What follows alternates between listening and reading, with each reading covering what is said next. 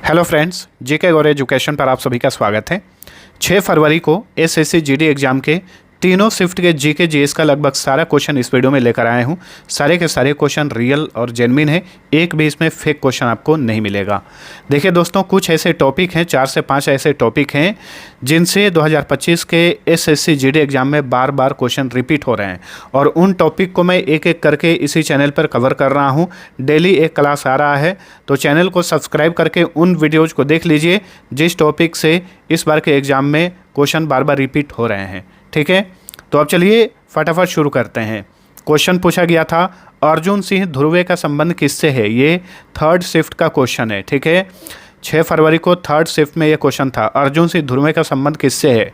बैगा नृत्य से इनका संबंध है और ये मध्य प्रदेश के रहने वाले हैं अर्जुन सिंह ध्रुवे। ठीक है, एक क्वेश्चन था, पिछड़ा वर्ग आयोग को किस संवैधानिक संशोधन के तहत संवैधानिक दर्जा दिया गया? तो पिछड़ा वर्ग से रिलेटेड ये क्वेश्चन था। ठीक है, पॉलिटी का क्वेश्चन है, तो याद रखिए भारतीय संविधान के 102वें संशोधन अधिनियम 2018 के जरिए पिछड़ा वर्ग आयोग को संवैधानिक दर्जा दिया गया था। ठीक है, कौन सा अनुच्छेद जोड़ा गया इसके लिए? अनुच्छेद 338 बी। ठीक है, तो याद रखिए अनुच्छेद 338 बी का संबंध जो है राष्ट्रीय पिछड़ा वर्ग आयोग से है। अगला क्वेश्चन देखते हैं, जनगणना 2011 में सबसे कम जनसंख्या वृद्धि दर किस राज्य का था? सबसे कम जनसंख्या वृद्धि दर जो है केरल का था और जनगणना 2011 के अनुसार सबसे अधिक साक्षरता दर केरल का था। शोभना नारायण का संबंध किस शास्त्रीय नृत्य से है? कथक। ठीक है, कथक जो शास्त्रीय नृत्य है इसी से संबंधित है शोभना नारायण। राज्य के नीति निर्देशक सिद्धांत किसमें दिए गए हैं? तो देखिए भाग 4, भाग पूछे तो भाग 4, अनुच्छेद पूछे तो अनुच्छेद 36 से लेकर 51 तक जो है राज्य के नीति निर्देशक से रिलेटेड उल्लेख किया गया है। मौसम संबंधी घटनाएं किस मंडल में होती हैं?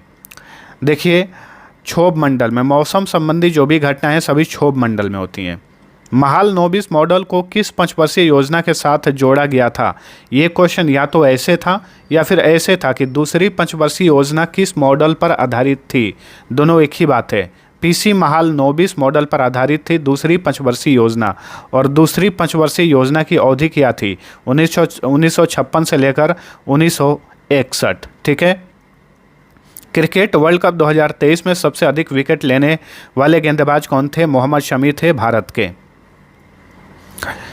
जल संरक्षण के लिए निम्नलिखित में से कौन सी विधि सबसे प्रभावी है? स्नान के लिए कम जल का इस्तेमाल करना, ये भी क्वेश्चन था। चापचर कूट त्यौहार भारत के किस राज्य का प्रसिद्ध त्यौहार है?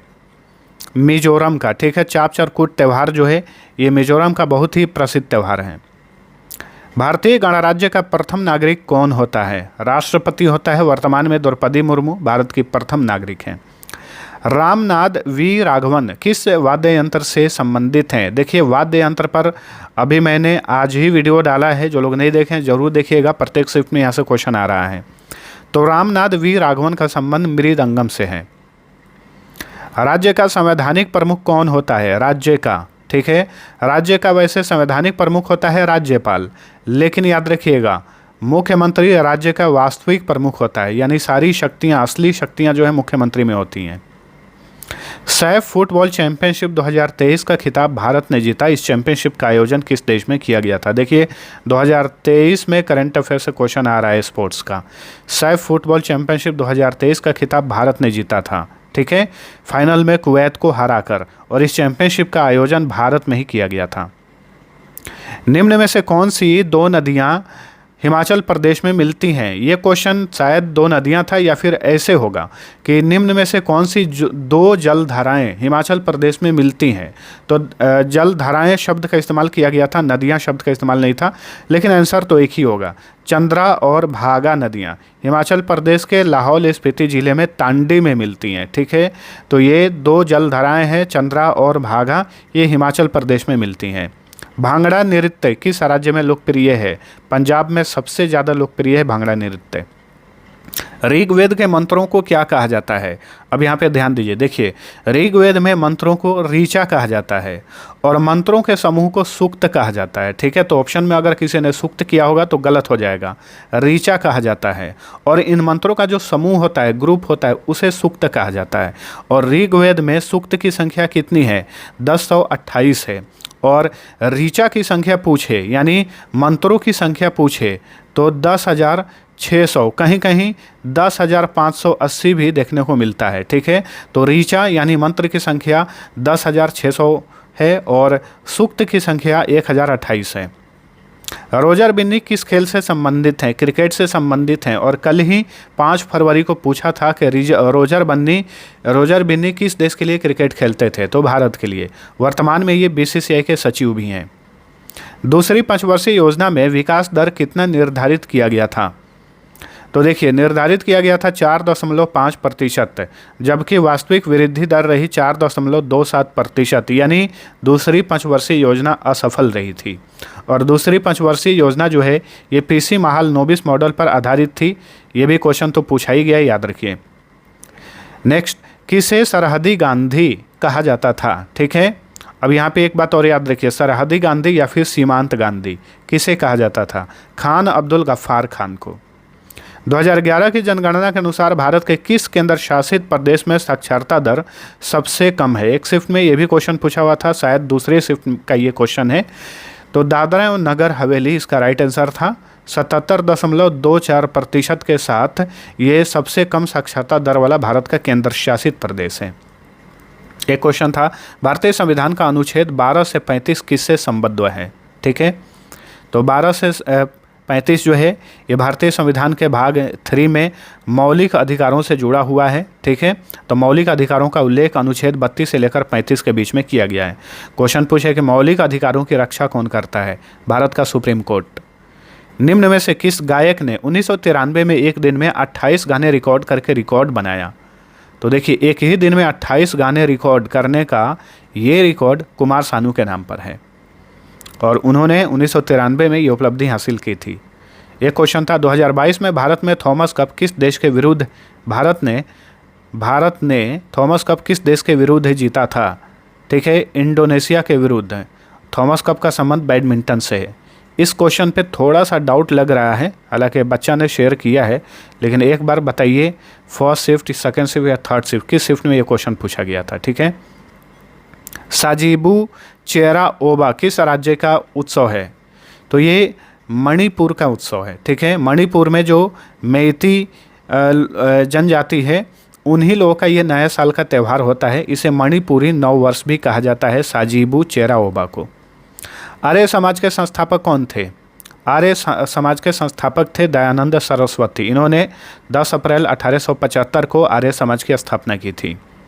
सार्वजनिक ऋण का क्या अर्थ है? ये इकोनॉमिक्स का क्वेश्चन है। तो देखिए, जो सार्वजनिक ऋण होता है इसका मतलब सरकार द्वारा लिया गया कुल ऋण होता है और ये ऋण सरकार के विकास बजट को पूरा करने के लिए लिया जाता है। सार्वजनिक ऋण को राष्ट्रीय ऋण, सरकारी ऋण, संप्रभु ऋण या सार्वजनिक हित भी कहा जाता है। ठीक है, एक क्वेश्चन था, ऋग्वेद में ऋचाओं की संख्या कितनी है? ऋग्वेद से रिलेटेड क्वेश्चन पूछा गया है। तो या तो 10,600 या 10,580। ठीक है, जो ऑप्शन में दिया हो वो सही होगा, क्योंकि अलग अलग सोर्स पे कहीं 10,600 लिखा मिला है और कहीं 10,580।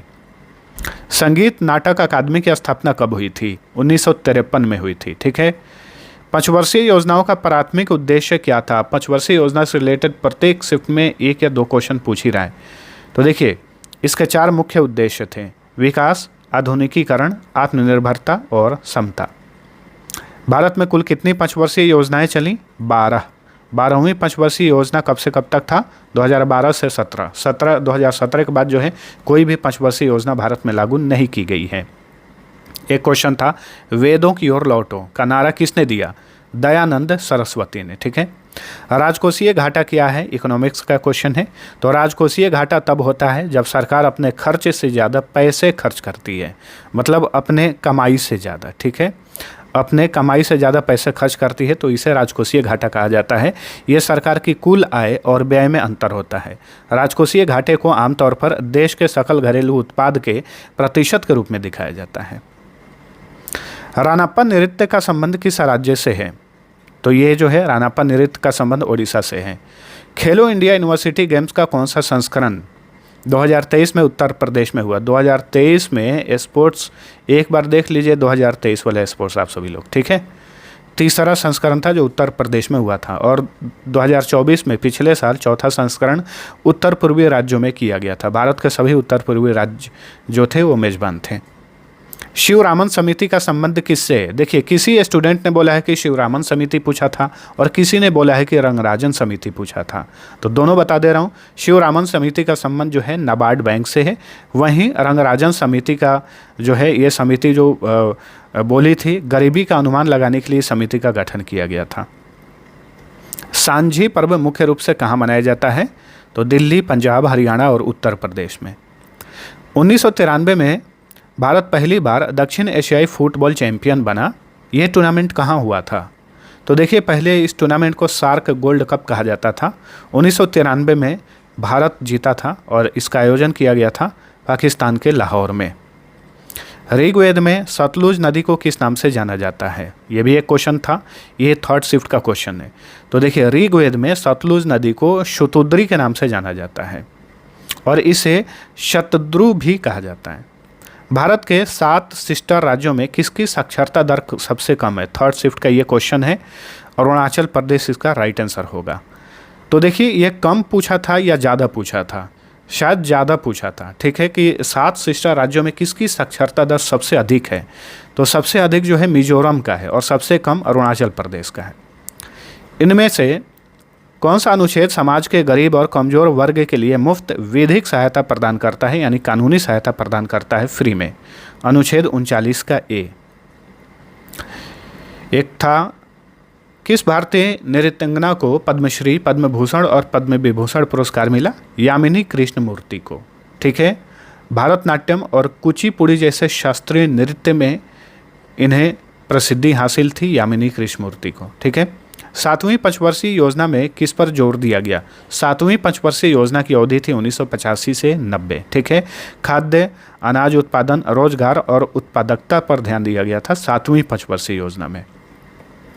सानिया मिर्जा का संबंध किस खेल से है? टेनिस से है। इस पर थोड़ा सा डाउट है कि ये क्वेश्चन पूछा गया था कि नहीं पूछा गया था, हालांकि स्टूडेंट ने शेयर तो किया है, तो एक बार ज़रा आप इसे कंफर्म कर दीजिए अगर आप एग्ज़ाम देकर आए हैं तो, ठीक है। चीन में किस धर्म को सबसे ज़्यादा लोग मानते हैं? बौद्ध धर्म को। वैसे चीन आधिकारिक रूप से एक नास्तिक देश है, यानी किसी भी गॉड को नहीं मानता है। चीन की सत्ताधारी जो कम्युनिस्ट पार्टी है वो किसी भी धर्म को नहीं मानती है और नास्तिक विचार को तवज्जो देती है। और जो चीन की जो सत्ताधारी कम्युनिस्ट पार्टी है, इसका ऑफिशियल घोषणा है कि इस पार्टी से जुड़ा हुआ कोई भी व्यक्ति किसी भी धर्म को फॉलो नहीं करेगा, उसको नास्तिक होना अनिवार्य है, ठीक है। के चंद्रशेखर राव किस पार्टी से संबंधित हैं? के चंद्रशेखर राव जो कि तेलंगाना के पूर्व मुख्यमंत्री, भारत राष्ट्र समिति जो है इनकी ये पार्टी है। वर्तमान में केंद्रीय महिला और बाल विकास मंत्री कौन है? अन्नपूर्णा देवी हैं। मंत्रालय से रिलेटेड वीडियो मौजूद है, जो लोग नहीं देखे हैं देख लीजिए। वैसे फिर से मैं नए अपडेट के साथ इस वीडियो को मैं लाने वाला हूँ। वांचो लोक नृत्य किस राज्य से संबंधित है? तो देखिए, वांचो लोक नृत्य था या फिर कोई और था, लेकिन आंसर अरुणाचल प्रदेश था उसका, ठीक है। तो याद रखिएगा, अगर दूसरा कोई लोक नृत्य था तो कंफर्म कर लीजिए, लेकिन यहाँ पर वांचो लोक नृत्य जो है ये अरुणाचल प्रदेश का है। कौन सा अनुच्छेद अनुसूचित जाति, अनुसूचित जनजाति और अन्य कमजोर वर्गों के शैक्षणिक और आर्थिक हितों को बढ़ावा देने के लिए बना है? तो क्वेश्चन पूछा गया था कि कमजोर वर्गों के शैक्षणिक और आर्थिक हितों को बढ़ावा देने के लिए कौन सा अनुच्छेद है? तो अनुच्छेद 46, ठीक है। तो दोस्तों, 6 फरवरी को SSC GD एग्ज़ाम के तीनों शिफ्ट में पूछे गए लगभग सभी इंपॉर्टेंट जीके को मैंने इस वीडियो में कवर किया है। वीडियो से लाभ मिला है तो वीडियो को लाइक और शेयर जरूर करिए और चैनल को सब्सक्राइब कर लीजिए, क्योंकि जो टॉपिक रिपीट हो रहे हैं उस टॉपिक को मैं लगातार कवर कर रहा हूं।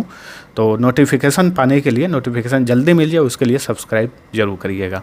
अब चलिए मिलते हैं अगले वीडियो में, तब तक के लिए टेक केयर।